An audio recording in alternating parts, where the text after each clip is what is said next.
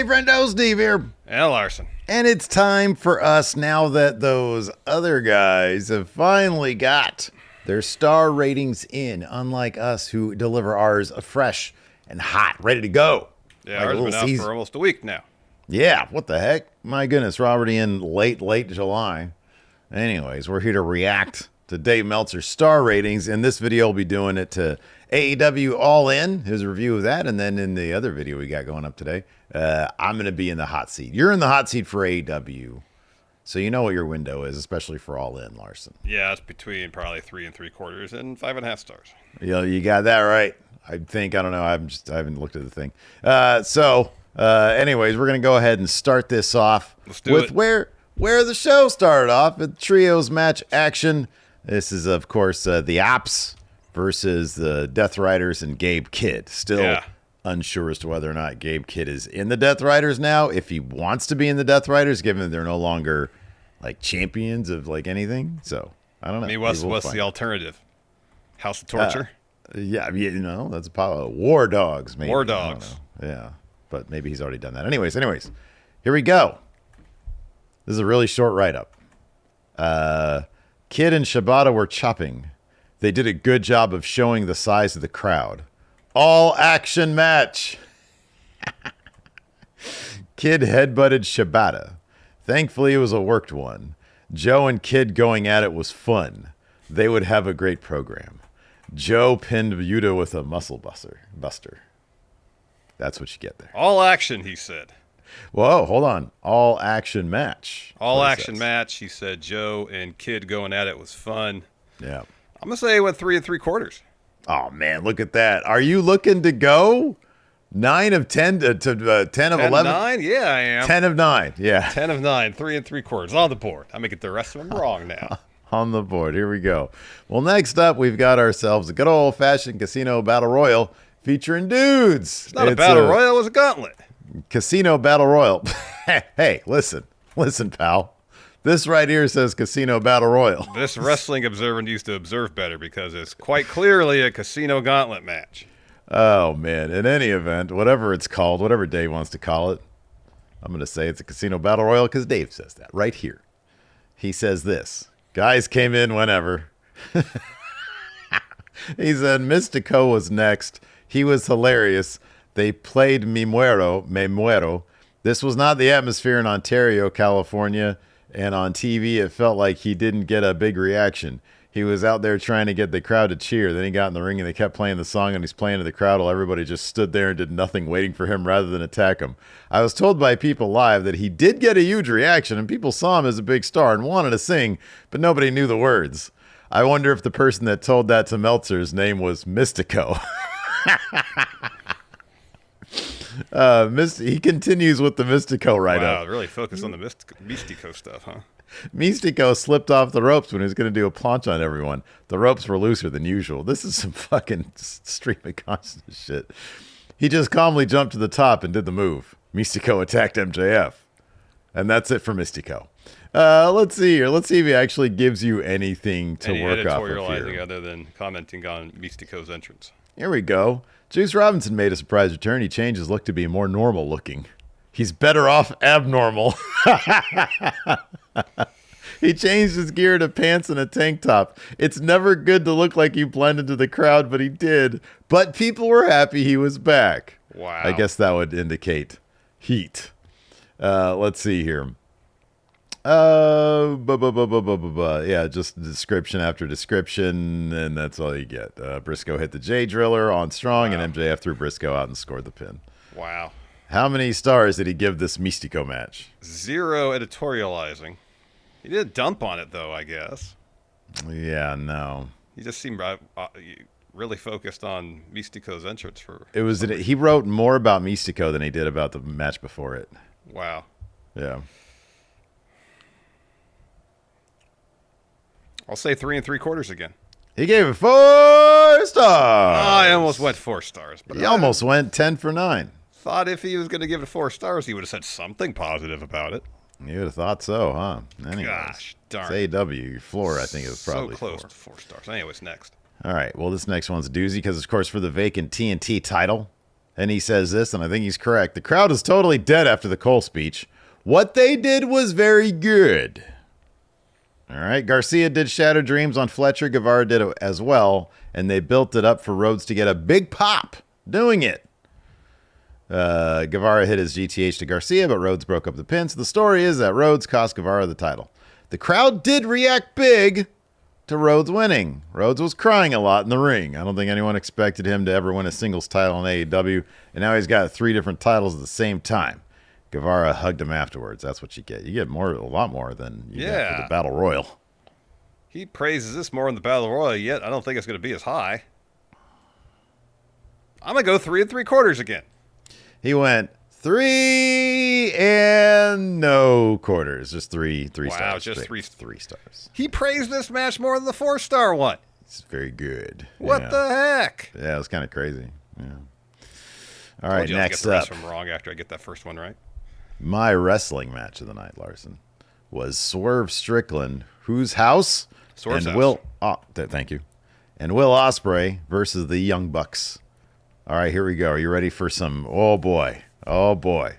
This was one of the best tag team matches ever held in the United States, and it was particularly impressive the way they turned the crowd around. Osprey had an Assassin's Creed-based intro. Strickland came into the ring with JoJo Offerman, the former WWE ring announcer, and widow of Bray Wyatt, singing Ain't Nobody by Chaka Khan. The Young Bucks did another Founding Fathers entrance coming on a boat. This was filled with great moves and fantastic reactions after the midpoint of the match. Strickland blocked a Nicholas Hurricane Rana and turned into a power slam. There was a series of spots in unison that defied description, including Osprey and Strickland doing simultaneous styles clashes. Strickland did a swerve stomp and tombstone on Nicholas, who kicked out. Strickland pinned Matthew after a hidden blade and house call. What star rating did Dave Meltzer give this match? One of the best tag matches to happen in America. You got that right. And it was particularly impressive the way they turned the crowd around. Great moves, fantastic reactions. This is going to be 5+, but I got to decide somewhere between 5 and 6 where it's going to land. Defied description, the man says. Well, one sequence defied description. I'm going to say it went 5.5. Bang! You got it. 2 for 4. 2 for 4. Ooh, if you hit 50% of this, man, that's good for if you're hitting 50 from 3. Oh my God! If I hit 50% on a card with 9 matches, that means I get one of them half right. Yeah. Wait, what? Because 9 in half, 50% of 9 is. I see what you're saying. Yeah. Well, yeah. You never know. My thing is, I don't even really think about that stuff until all is said and done, because you never know what can happen.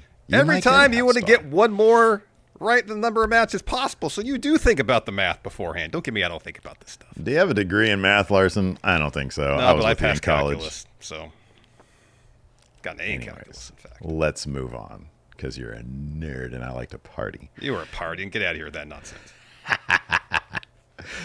Here we go. Athena won the women's gauntlet match. He just calls it the women's gauntlet. Now, look, the casino gauntlet is a very specific match stip. It's not just a gauntlet. Nor is it a battle royal. Gosh, darn it, Dave. Observe more. Observe better, Dave. Well, he observed this. They did big stuff right away, with Bane doing a Falcon Arrow, Stat doing a moonsault, Bane doing a tope, and Stat doing an F5. Willow Nightingale was in next. She looked in the best shape of her life. Let's see here. There's no DQs in this. He noted there are no DQs in this. Let's see here. Ford is on the top rope, and Harley Cameron wearing a mask with a nose guard. She had nasal surgery, although it was not due to the angle on TV. The angle was a cover. Shoved her off. Okay. I'm just trying to find anything that is. Oh, here we go. Check this out. Athena came out to a huge reaction. Siri was in next. It was not a surprise she was coming, since people saw her in Dallas, and on Ring of Honor they advertised she was coming, so she's probably after recovering from surgery going after Athena there. Everyone started doing big moves, and this peaked very well ending with Athena hitting the O-face on Shirakawa. What star rating did Dave Meltzer give this women's gauntlet match? I'm going to say he gave this one 4 stars, too. He gave it 4.25 stars. 4 stars. Very good. Yeah, Very good. 3 of 5. All right, 3 of 5. Oh, my gosh. You're trending above 50%. Yeah. Can you get to 120%, Larson? We'll That's find the out. question. We'll find out. See? There you go. The answer is no. I can't. It's not possible.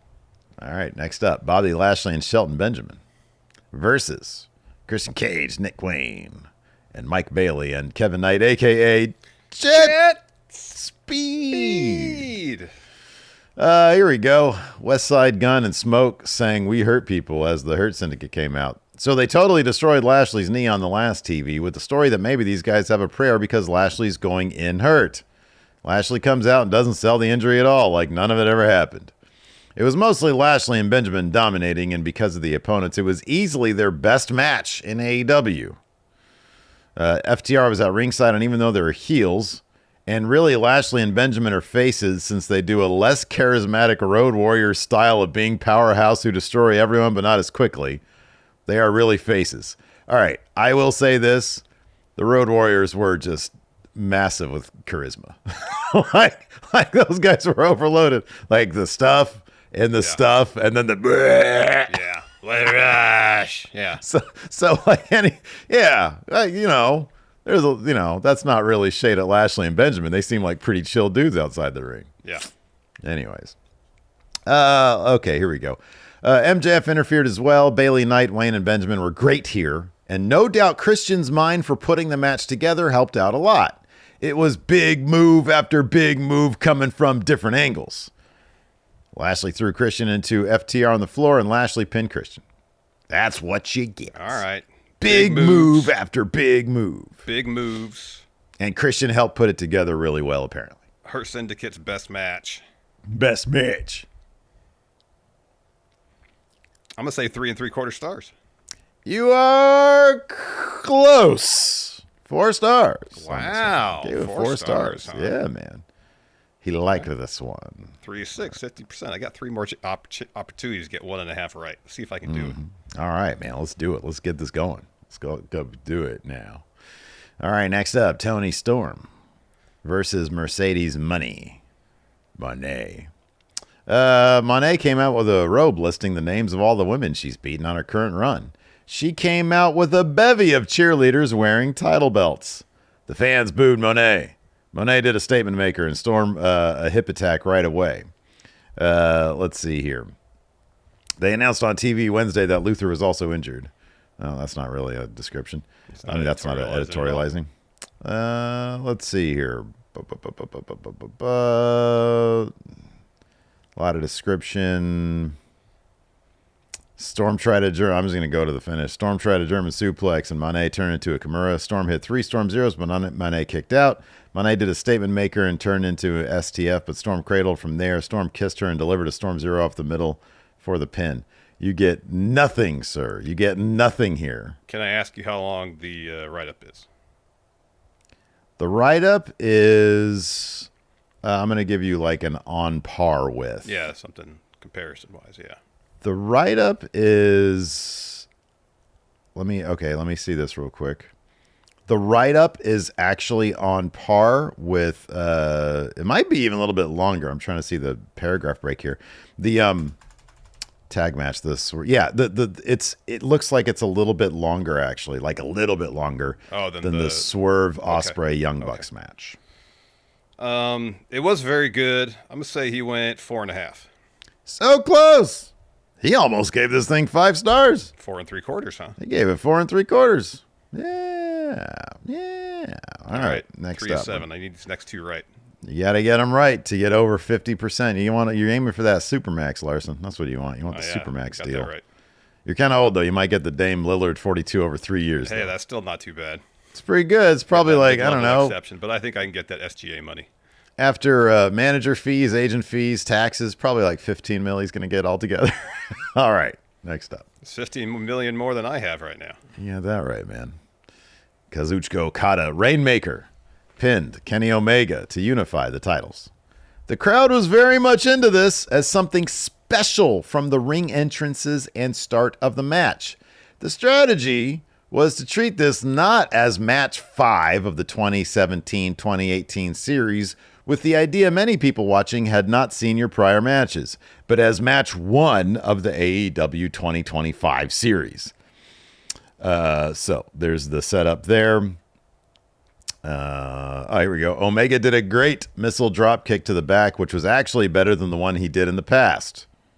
Okay, there's that. Here we go. They paced this very slow, which is Okada's style, which works great for a Japanese audience for a long match. Okada hit a tombstone and clothesline. Omega kicked out. Omega hit Kreut's Wrath, but was selling that his stomach gave out. Rocky Romero came out to interfere. Kota Ibushi attacked Romero, threw him into the barricade. Omega finally hit one winged angel, but Callis pulled the referee out of the ring. Again, in a situation like this, it's ridiculous it's not a DQ. Aubrey Edwards ran in as the second ref. They were trading elbows, and Omega used a jumping knee. Okada hit a great drop kick, got the pin after Rainmaker. So the write-up here is longer than the match before it, and it was longer than the Osprey Bucks match. But he doesn't give you a lot of editorializing. No. You know, like last time we did this, there was a lot of good editorializing for all the matches. Yeah. And, you know, a word of warning to you, there's not a lot of editorializing when it comes to Saturday Night's Main Event and Evolution. He just wasn't in the mood to editorialize. I guess last time when he had the power outage and lost everything, he just felt like editorializing everything. He had a little bit of PTSD. Yeah. So he gave Monet and Storm 4 3/4. This write-up slightly longer. I'm gonna say he gave this one 5 stars. He gave this 4 3/4 stars. Same as the match before. Yeah, all right. All right, man. Holy shit. Okay, number 1. This is a fucking long-ass write-up for the main event. Main event. Adam Hangman Page pinned John Moxley to win AEW title, Texas Death. Here we go. There were barbed wire tables set up on the floor before the match even started. Page caught Moxley in a that is description. Oh, here we go. No, Page caught Moxley in a triangle and used a fork to stab Moxley in the head over and over until he was bleeding like crazy. This was totally sick. I don't know if that's like Dave Meltzer saying this is gross or like an 80s phrase like, this is sick, dude. Sick, dude. Whoa, dude, gnarly. Moxley used barbed wire to the forehead and Page was bleeding badly. Let's see here. Lots of description. More description. Just a lot of description. They Pillmanized Osprey's neck, which was to cover for him taking time to heal up. Osprey went on a stretcher. They had a big trade of blows. Moxley used Gotch piledriver and Bulldog choke. He thought Page was done, and then Page recovered and got up before the 10 count. Oh, my goodness gracious. It should be noted that Danielson got a legal letter very recently from WWE claiming he was violating their trademark by doing the yes chants off television in Mexico City. It should be noted that he's not responsible if the crowd does them when he shows up, but he's not supposed to lead them. Evidently, AEW defied that since he was leading. This is a whole paragraph. Evidently, AEW defied that since he was leading them. Then they showed Allen on the screen and a tape of him cutting a wrestling promo for the match on top of Mount Everest. Allen rappelled down from the ceiling. Okay. I wonder if the editorializing was in the pre-ramble. He did talk a lot in the pre-ramble, but what I noted in that was primarily it was historical context stuff. Gotcha.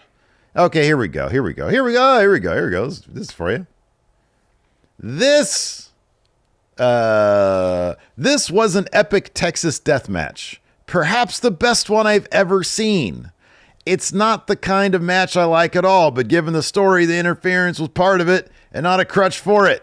And the weapons were also part of the story. Page got the briefcase and it took him a while to be able to open it up, but he finally did and pulled out the hidden belt that still had the Danielson nameplate on it for another gigantic pop. So, hey, he came through in the clutch in the end there for you. One of the best last-minute Texas death he's ever seen. Editorializing there. Now, is he going to go as high as 5.5 like he did for the tag match? I don't think so. I'm going to say he gave it 5 1/4. You should have thought so because it gave it 5.5. Make sure that's a 2 right there. That is a 2 right there. Yes. Drat. Yeah. So what'd you get? 3 and 9, I guess. 3 and 9, 33%. That's good for a mid-level exception. You might pull out. Baseball. I'm an all-star.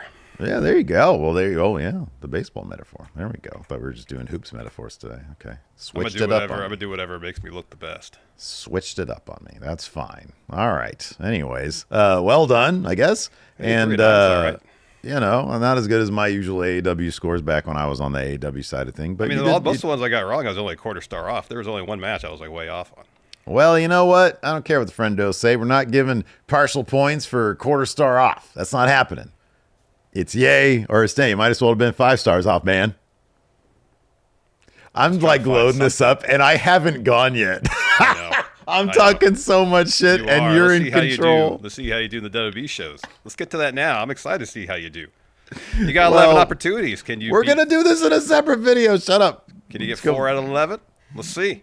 All right. Well, you guys can go see in the other video because we're cutting this one now.